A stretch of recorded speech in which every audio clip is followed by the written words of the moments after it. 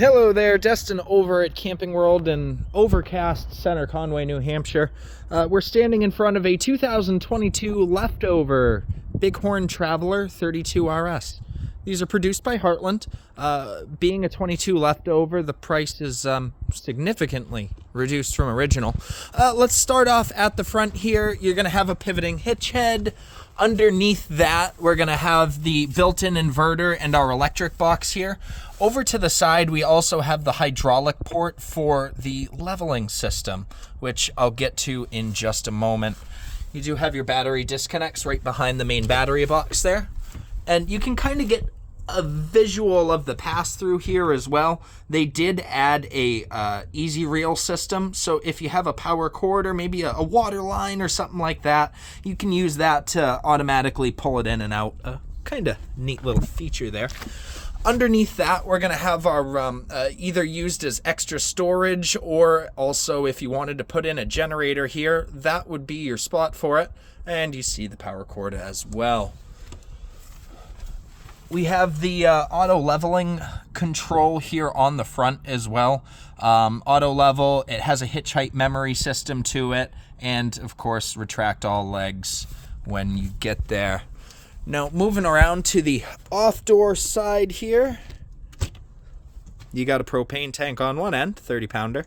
You're also going to have another 30 pounder on the door side as well. Now into the control bay here, I want to get right into here as we have a touchscreen one control as well. So this will do your auto leveling system. It'll also do your slides and some other fancy stuff too, which it is kind of nice to be able to do your slides from the outside, just in case you're parked close to something and you don't want to run into something. Water hookup right on the off-door side here as well. So you have your water in.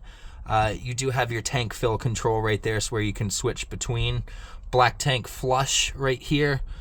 Nice little light so you can see what you're doing at night. Outside shower, our cable and satellite in, and a little power port here too. Moving on down the line, we have our hot water tank. So I believe 10 gallon off the top of my head. Your furnace exhaust is on the off-door side, which is really nice to see. And then underneath here, you're going to see our leveling jacks. So it's a 6-point hydraulic leveling system on this. And then our tank dumps are going to be located right next to the front as well. It's a single dump system, so no need for a Y pipe. And right next to it is going to be our low point drains as well. Just to zoom in here, you can see they actually use metal fittings on them instead of plastic. I know it's something minor, but minor things like that add up too. Slide out on the off-door side. And while we're here, just to point out, they are, fully finished slide-out walls, and then it does have the nice little catch for the bulb seals there, so it actually engages. Moving around towards the back end here, you have a nice little hitch down bottom in case you want to throw a bike rack on it or something. Up top would be your backup camera prep.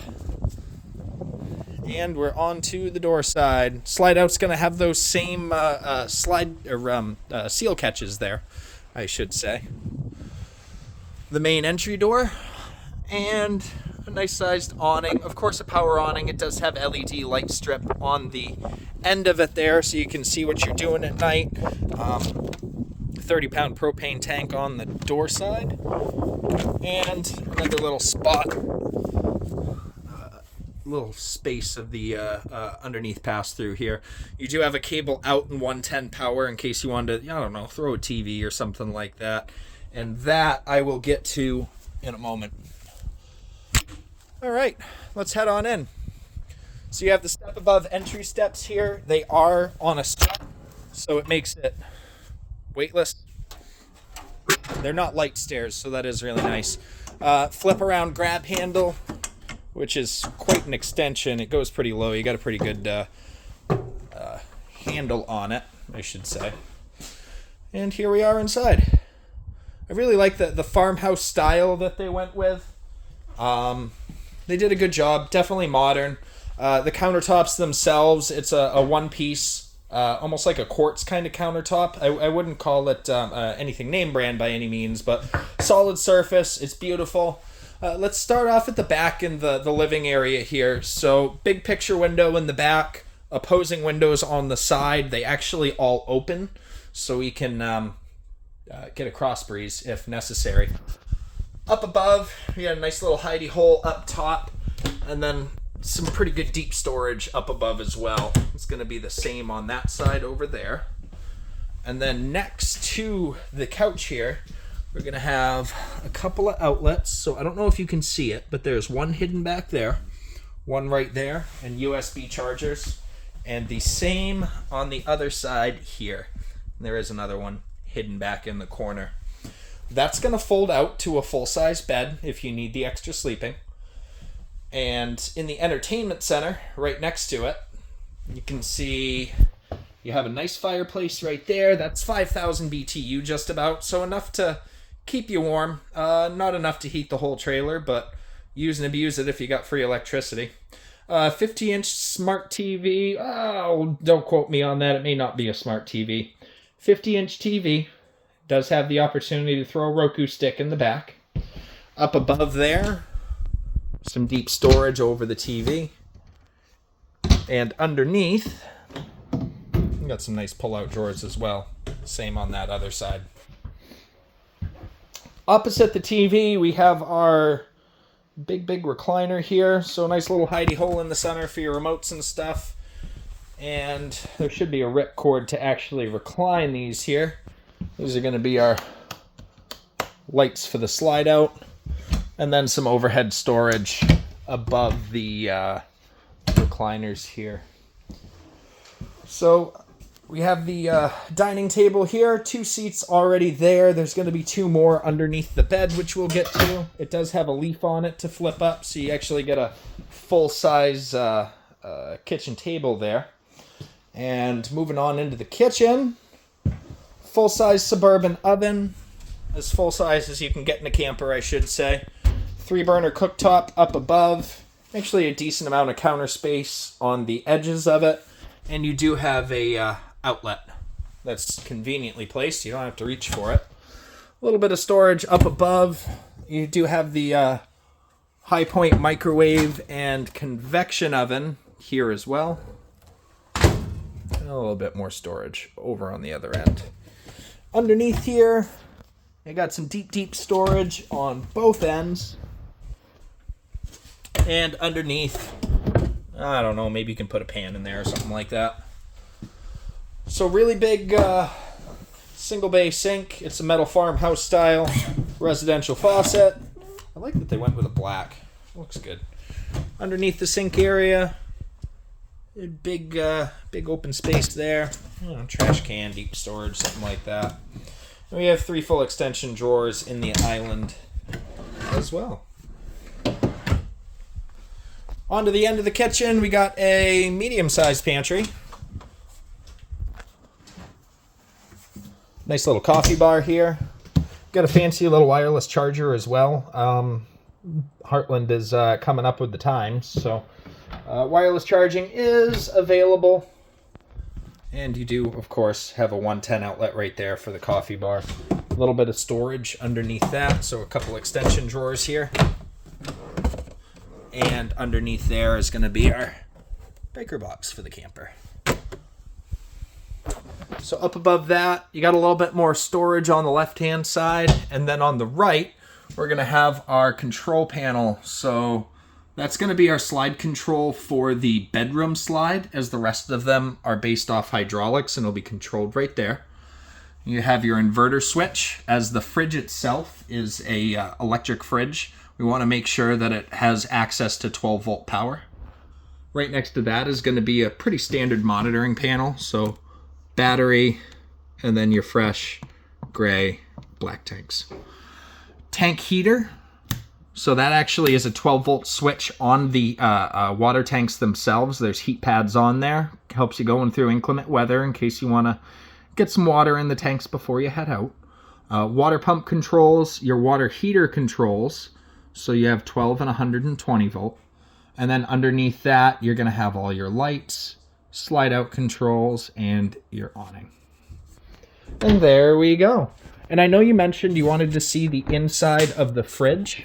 So let me just pop this open here.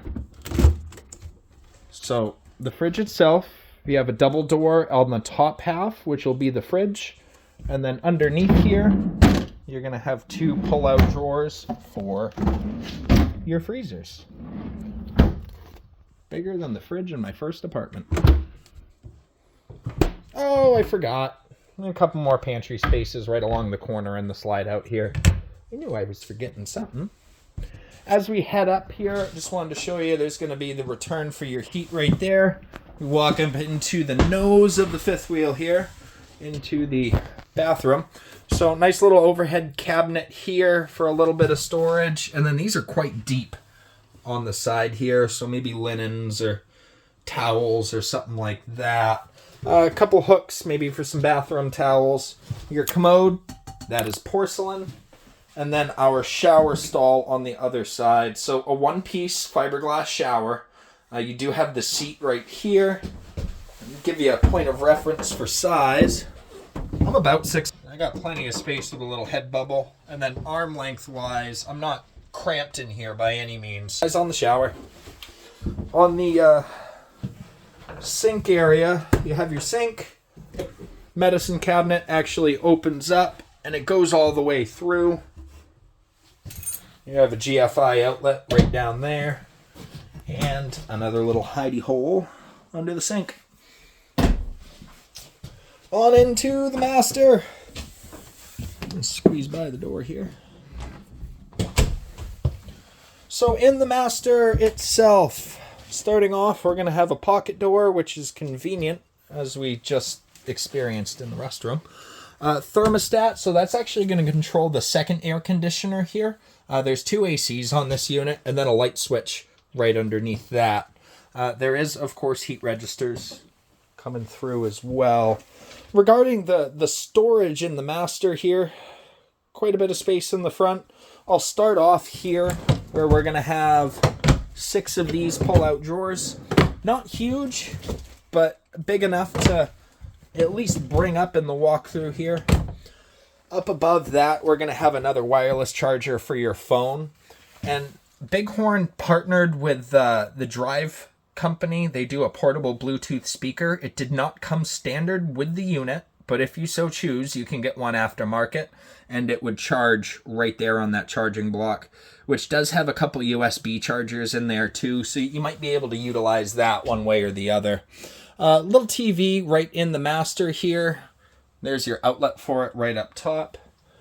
Let's go into the storage here. So it does wrap around and combine with the other part of the closet, but you do have a full-size hanger here and enough space for a stackable washer and dryer unit if you would like to put one in. A couple outlets there for that as well. And the walk-in closet, or I wouldn't call it a walk-in closet because I'm not walking in there, but a decent amount of storage in here too. And then, of course, that connects with the washer-dryer portion. Real size bed, king off the top of my head on this one. Next to the bed, you're going to have a couple of nightstands right there for your phone. USB charger on that end. USB charger over there with the light switches for the overheads. And I believe, if I recall correctly, I had a couple more outlets right along the side here. I don't know if you can see it way down there, but one underneath the bed.